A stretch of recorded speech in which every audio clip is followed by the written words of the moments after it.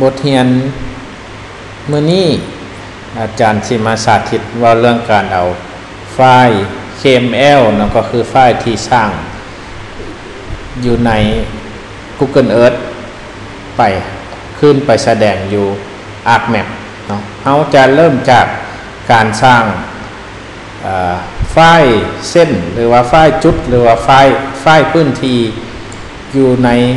ขอบเขตโครงการเฮาตัวอย่างเฮาสิบอกว่าขอบเขตพื้นที่ที่สร้าง Power House นี่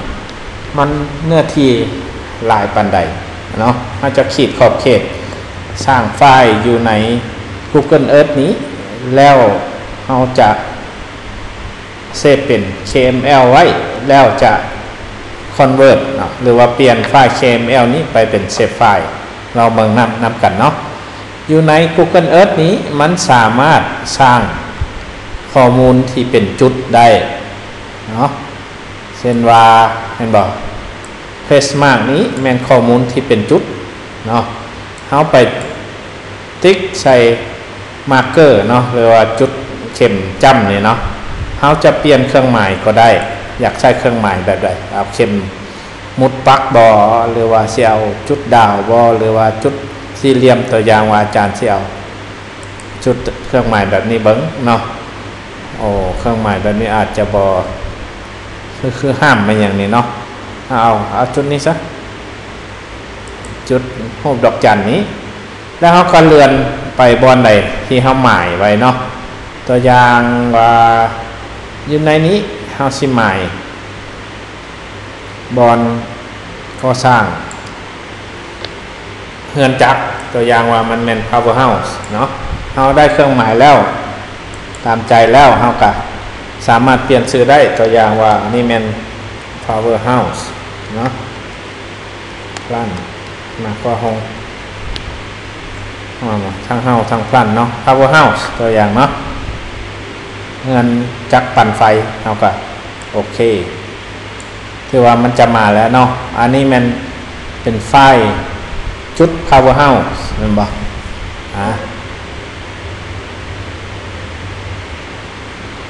หรือว่าเฮาอยากสร้างเป็นรูปเส้น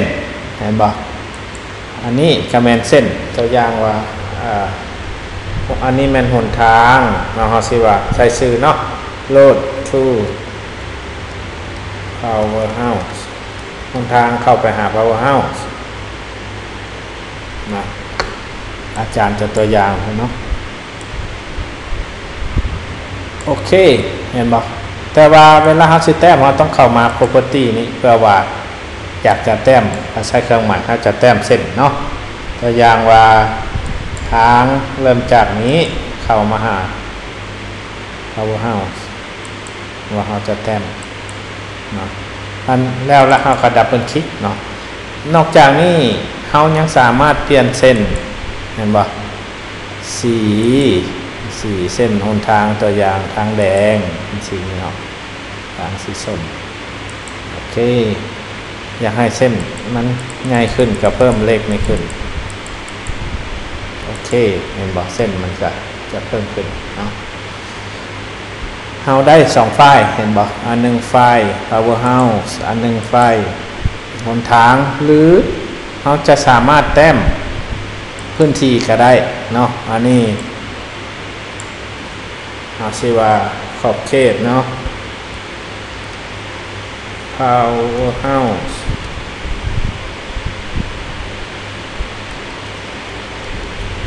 ขอบเขต Power House เนาะเห็นบ่เฮาสามารถเปลี่ยนสีได้จะสีขาวบ่ตัวอย่างเช่นอาจารย์จะเอาเส้นสีตะโมเนาะสีม่วงโอเคเพิ่มความหนาของเส้นเนาะเพิ่มได้หรือว่าเอาสิพิมพ์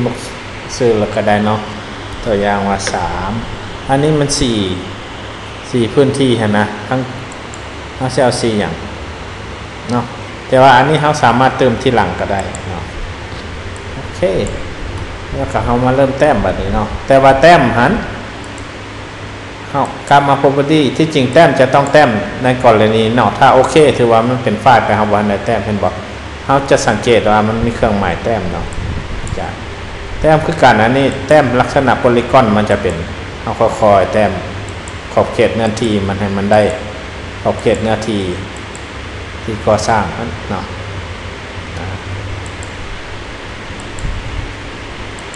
ถ้าไปอยากแต้มละเอียดก็ต้องซุ่มเข้าไปละเอียดเอารูปละเอียดมาเห็นเพราะว่าขอบเขตความว่าเฮาไปแสดงถ้าได้แล้วเฮาก็ดับเบิลคลิกมันเนาะแล้วก็โอเคคือว่าเห็นบ่อันนี้เฮาได้ power house เฮาได้จุดเฮาได้เส้นเนาะถือว่าสำเร็จแล้วเฮาก็ต้องเข้าไปเซฟไฟล์ save my place save my place นี้ไฟล์ทั้ง3นี่จะอยู่ในโครงการนะเฮาแต่ว่าถ้าเฮาอยากเซฟเฉพาะ3ไฟล์นี้นะไปเฮาก็ต้องคลิกมาบนขวาแล้วเข้าไป save as เห็นบ่ตัวนี้แม่น power house เนาะจุด power house เฮาต้องไปเซฟใช้บนใดไฟล์ KML เฮาเนาะอันนึง power house เซฟไว้นะอันที่2หนทางเฮาก็คือกันคลิกเมาส์บนขวาเข้าไป save as หนทางเห็นบ่ไฟล์เฮาเป็น KML หรือว่า KML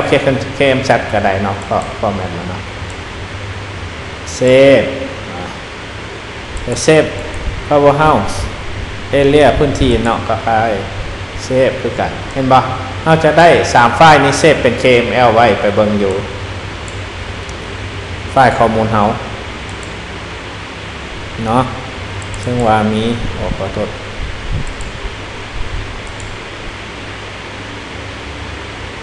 C GIS data Google KML เห็นบ่อันนึงเนื้อที่ของ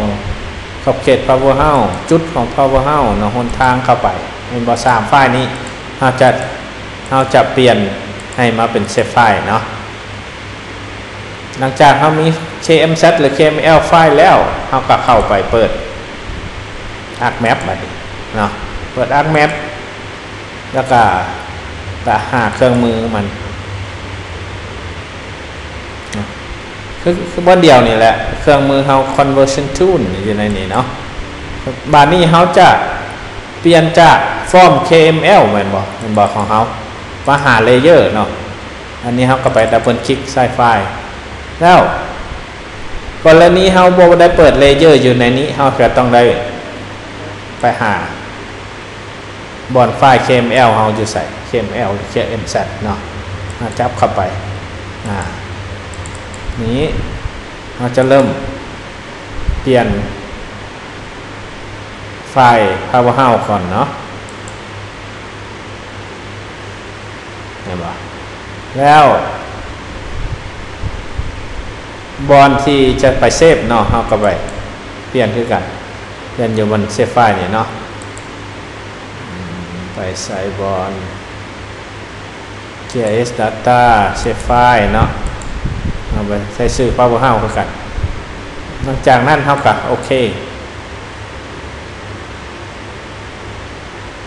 เนาะเห็นบ่อันนี้ขอบเขต power house มันจะ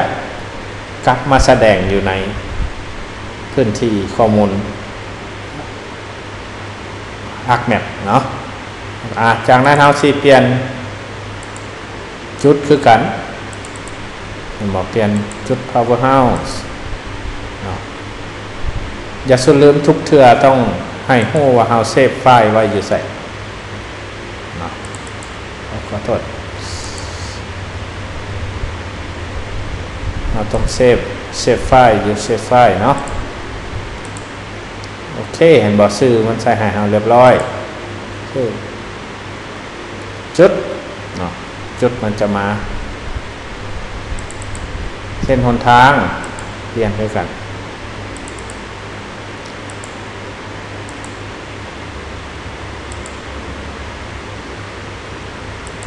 เซฟใส่อยู่เซฟไฟล์โอเคเห็นบ่ไฟล์ที่เราสร้างไว้ก็ถือว่าสำเร็จมันจะมา อยากรู้ว่ามันอยู่ใส่เฮาก็ไปเปิดเซฟไฟล์เฮาก็สามารถเปลี่ยนเครื่องมือนี้ได้นำหลังคือกันจุดมันเห็นบ่เปลี่ยนเป็นจุดเปลี่ยนตัวนี้เห็นบ่เปลี่ยนเส้นเปลี่ยนขอบเขตคือกันเฮาสามารถเปลี่ยนได้เนาะอย่าลืมเซฟไว้เวลาข้อมูลเฮาเอามานำใช้ได้อันนี้แม่นการเอาไฟล์ KML KMZ เนาะที่เฮาสร้างเป็นเส้นเป็นจุดเป็นขอบเขตเนื้อที่เข้ามาอยู่ใน ArcMap เนาะขอบใจ